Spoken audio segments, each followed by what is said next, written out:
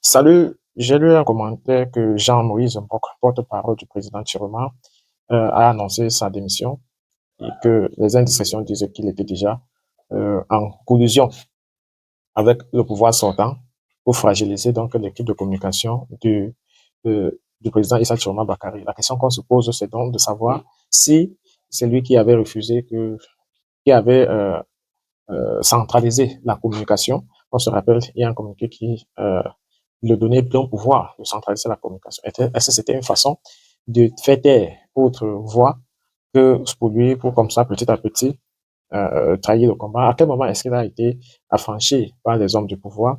Mais quel que soit le sentiment qu'on peut avoir envers ce homme-là, n'oublions pas qu'à un moment donné où beaucoup n'y croyaient pas encore au président Chiroma, il était parmi les seuls, hein, que ce soit mandaté ou alors de façon euh, euh, consistant à défendre Issa Dioma Bakari.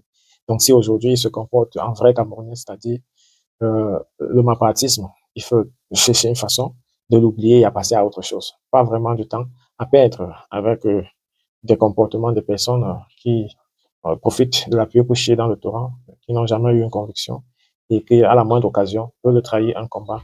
Et pourtant, cette population du Nord se montre assez solidaire. Si c'était en 2018, si c'était un candidat succès, c'est que le pouvoir en place l'aurait déjà capturé il y a longtemps. On a rarement vu ce genre de solidarité qu'on a envers le candidat Chiroma. Donc, ça me rappelle les femmes qui restent dans une relation jusqu'à quand l'homme veut déjà avoir l'argent. Voilà. Elle sort, elle part, tout simplement parce qu'elle n'y croyait pas. Et subitement, une fois qu'elle constate que son homme est devenu très riche, elle cherche à revenir, sauf qu'il se fait souvent très tard. Salut et bienvenue. Je vous invite à suivre le sous-préfet de Bafoussam Premier. Daouda Ousmanou était hier encore au marché central. Il a appelé les commerçants à rouvrir les jeux chauds tout en insistant sur les mesures prises par l'État pour assurer leur sécurité. Donc, si vous avez des raisons qui vous poussent à fermer, raisons sécuritaires, je suis là. Maintenant, s'il y a d'autres raisons, vous avez choisi délibérément de ne pas ouvrir, ça c'est autre chose. Mais s'il y a un poste de police ici au marché, et il y a les gendarmes un peu partout, nous sommes là pour vous rassurer. Pas pour vous forcer, bien sûr. Si vous ne voudrez pas entendre qu'on a forcé, on ne force personne. Non, c'est bon. La liberté de commerce. Mais quand vous venez vous asseoir encore devant vos boutiques, c'est fermé, ça nous inquiète davantage. On est là pour vous rassurer de ce qu'il n'y a rien. Faites vos activités. La police est là pour vous, la gendarmerie est là pour vous. Exercez librement vos activités. On ne vous demande pas de faire, on ne vous force pas à ouvrir, bien sûr. Mais on est là pour garantir quand même les conditions sécuritaires, pour vous mettre en confiance. Vous avez la liberté d'ouvrir ou pas. Ces appels peinent encore à être entendus. Ce mardi, Bafoussam a vécu au rythme du silence, celui d'une ville à l'arrêt entre inquiétude, revendication et un espoir d'un retour rapide à la normale. Il a rendu visite, hein, à Bafoussam au marché et il demandait aux commerçants d'ouvrir. Rappelez qu'à la suite du sous-préfet, eh bien, parce qu'il n'arrive pas à comprendre réellement pourquoi la population se comporte ainsi, il y a Maître Claude Assira qui va le répondre, hein, vraiment de façon de façon cash. Et ce qu'on a l'habitude de dire qu'on est en train de chercher la peau sur les chauves, sur la tête d'un chauve. Je vous prie de suivre jusqu'à la fin et laisser un commentaire. Suivez plutôt. Et j'ai aussi un peu de mal, pour ne rien vous cacher, à comprendre que nos soldats obéissent à des ordres manifestement illégaux avec le risque de tirer sur leurs propres frères.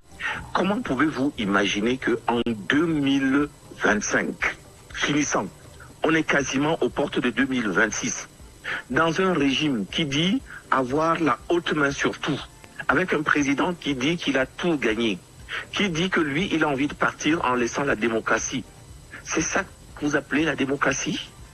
Où des gens, des citoyens camerounais, vont être persécutés pour avoir eu une opinion simplement différente. Parce qu'il est question de rien du tout. Ces personnes ne se baladent pas en étant armées. Le terrorisme, c'est le terrorisme de l'État du Cameroun, aujourd'hui. C'est lui qui fait peur, et qui fait peur à sa population. Parce que tout ce déploiement que vous voyez, à partir de la violation des lois, des viols, dont je peux imaginer, même sans avoir été témoin, qu'ils sont probables, puisqu'ils se réalisent même déjà en temps normal. aujourd'hui dans ce désordre qui a été organisé, qui a été créé, qui est entretenu exprès, avec les conséquences qu'on peut imaginer. Parce que, évidemment, en face, vous allez vous retrouver avec d'autres personnes qui, la violence appelant la violence, il va y avoir une surenchère de la réaction. Parce que les gens, ils ne sont pas là à vous attendre. Et comme je le disais l'autre jour à vos collègues, nous, malheureusement, chez nous, on n'apprend jamais de nos erreurs. Le même phénomène s'est réalisé au Nozo, qui est encore là, brûlant, incandescent. Personne ne l'a appris. Et on continue dans les mêmes conditions.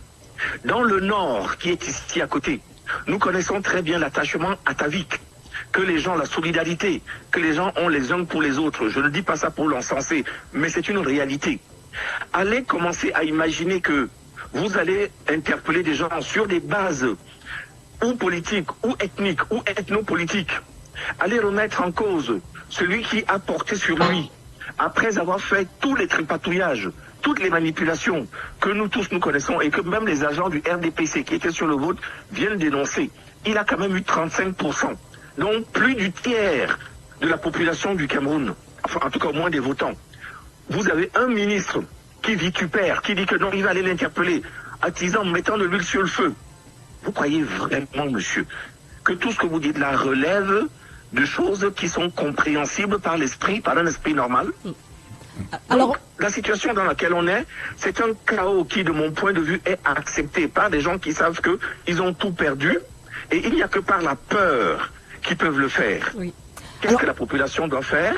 C'est ça qui est malheureusement le dilemme dans lequel nous sommes. Justement. Parce que notre dilemme, c'est soit on accepte, et on sait qu'on est parti pour une nouvelle période d'absence de contrôle de rien, soit on n'accepte pas, et on sait qu'on va aller en guerre, en confrontation pour également le néant, le chaos. Là-dedans, vous allez avoir des gens qui vont finir par se dire, bah, après tout, chaos pour chaos, autant que nous tous on y aille. Mais eux, ils ont une solution de repli à côté, parce qu'ils ont pris le temps de se ménager des résidences à côté qui leur permettront de se réfugier. C'est pour ça qu'ils peuvent faire n'importe quoi.